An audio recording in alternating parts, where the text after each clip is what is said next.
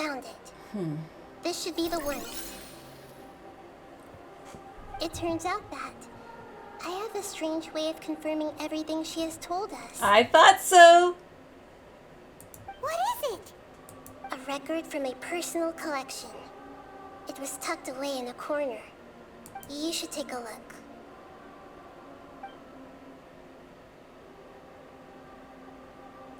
The information is presented to you in a way that you see a fairy tale. Who wrote it? This matches everything I said. I authored this record myself. Huh?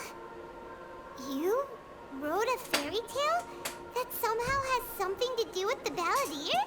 What? When combined with the traveler's narrative, it's clear that this story is an allegory. Everything in it is a symbol for something else. Hold on. So this record survived from the past? Yes. Any information about the balladeer or the kabuki mono in other records will have been changed. But I wrote this story in a way that means it was left intact. Changing the information in Irminsul changes to that. But Irminsul can't change information that was well hidden in advance. I guess I must have written this story as a backup before the balladeer entered Irminsul. Nice. That's incredible! What a great idea! And sending the traveler into Irminsul with the balladeer must have been a further precaution. I knew she'd remember everything. This story is abstract enough that it still resonates with the present information recorded in Irminsul. Wow. But if we connect all the different pieces together, the true story that emerges is the one she told us. The now erased life of the balladeer.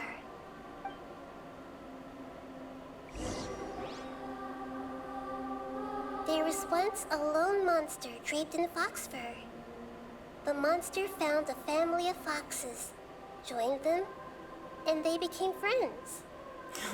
The monster lived with the family day and night, and everyone treated it as one of their own.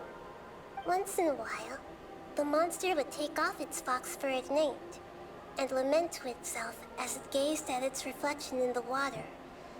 I am a monstrosity, yet they are too foolish to see it. I pity them. But the monster soon found solace when another came to live among the foxes who was not their kin. A kitten, carved from the wood of a white tree who had been abandoned by the humans. The kitten too wished to become a fox, but its tail was too slender and it could not grow a coat of richly colored fur. Yet when the other foxes saw this, they spoke words of comfort to the kitten. Even without a tail and fur like ours, you are still one of us. Furious at this happy resolution, the monster lit a fire on the mountain. The terrified animals panicked as the fire spread. The only way to extinguish the flames was to make a sacrifice. A gray fox stood up and addressed the monster. It said, "You are the cleverest among us. Surely you can help us find a way to solve this." The monster smiled, led the fox toward the fire, and murdered it. The gray fox's heart was turned into a beautiful drop of water, clear, spotless, and pure.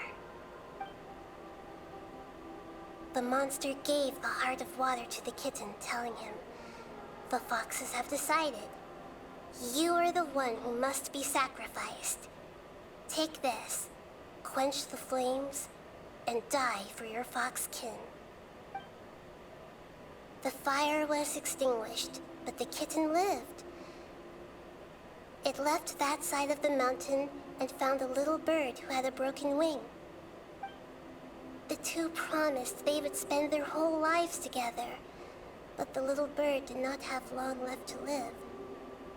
It passed away soon after. After burying the bird, the kitten left the mountain for good. Never again would it cherish a single creature, nor a single blade of grass that stood on that mountain. The kitten spent the nights wandering aimlessly, gnashing its teeth at the moon. How it wished to swallow the moon and devour the moonlight. If the world could only return to darkness, then it would finally be peaceful and content. I will become the new moon, the answer to everything.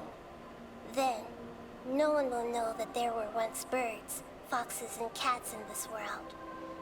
And no one can know that they were different.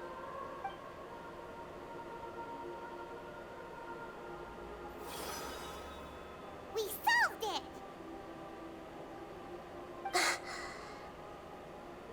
I remember now. This is not just the balladeer story. It is his very own memories.